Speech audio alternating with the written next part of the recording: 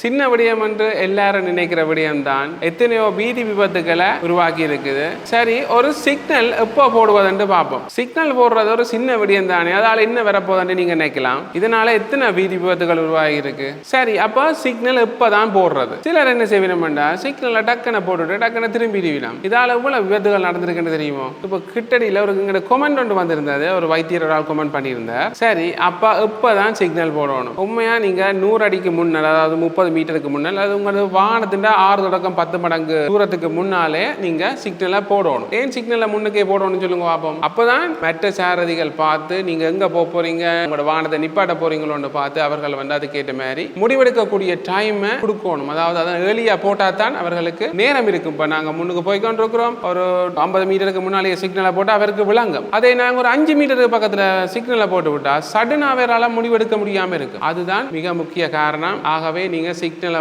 முதலே போடுங்கோ. இதனால ஒரு குறைவும் இல்லை, வேற யோசனையில வாகனத்தை செலுத்தாதேங்கோ, திடீரென சிக்னலை போட்டு விபத்துக்களை உருவாக்காதேங்கோ. அதே நேரம் இது ஒரு சாதாரண ரோடுக்கு தான் இந்த ரூல் சொன்னாங்க. இதே ஹைவேல போயிங்க இன்னும் முன்னுக்காக நீங்க போடணும். ஏனென்றா வாகனங்கள் மிக வேகமாக போய்கொண்டிருக்கும்.